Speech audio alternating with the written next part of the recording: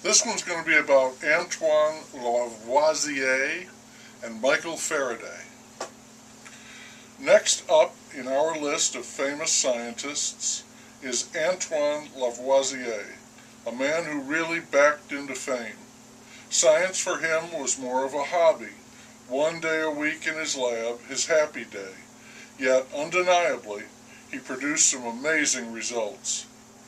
His main occupation was as a tax collector.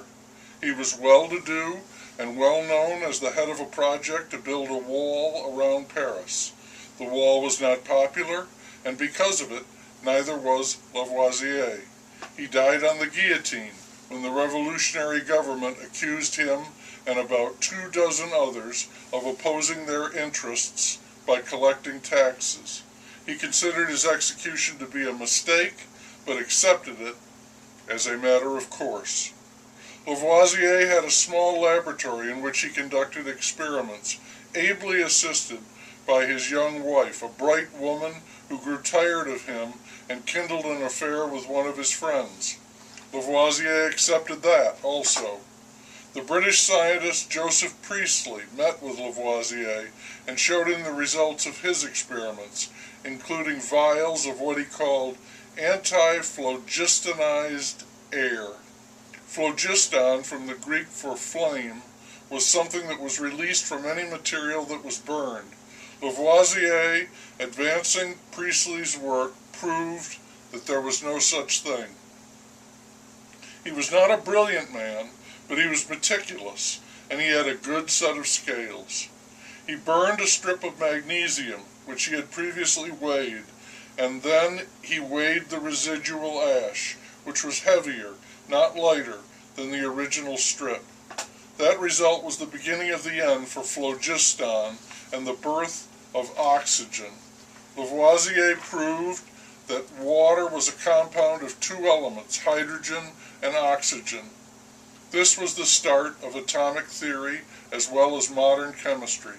Not bad work for a part-time scientist and a full-time tax collector.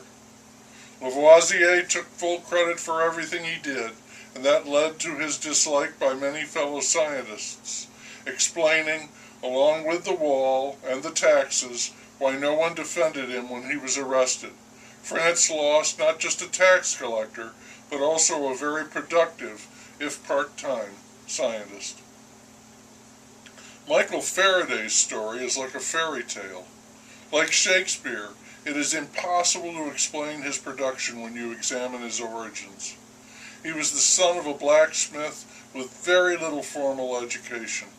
He was working as an apprentice to a bookbinder when someone gave him tickets to a series of lectures on chemistry given by Sir Humphrey Davy. Faraday was thrilled by the lectures, took copious notes, printed them up, made it into a book, and presented it to Davy.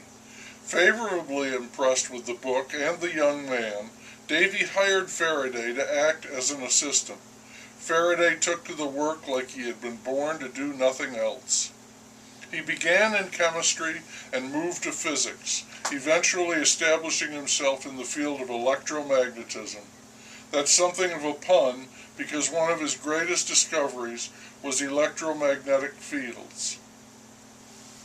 Faraday had no mathematics, but he did have a fantastic understanding of how things worked. Using just a bare hint of how to create current in a wire, he made an electric motor whose operation seemed like magic and made Faraday famous.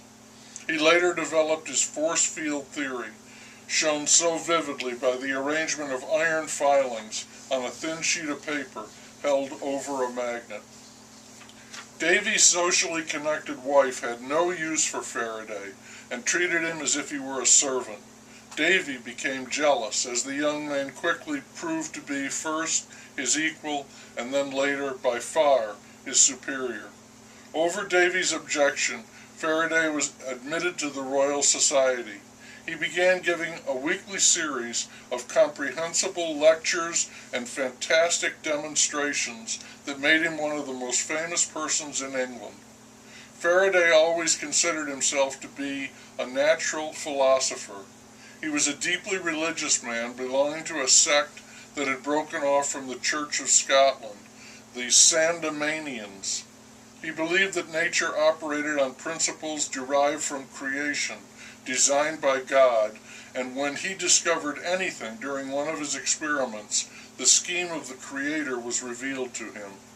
The work he did was the great foundation for the man who succeeded him, James Clerk Maxwell, and the two of them were in turn the basis for the science of the 20th century, including atomic energy and quantum mechanics.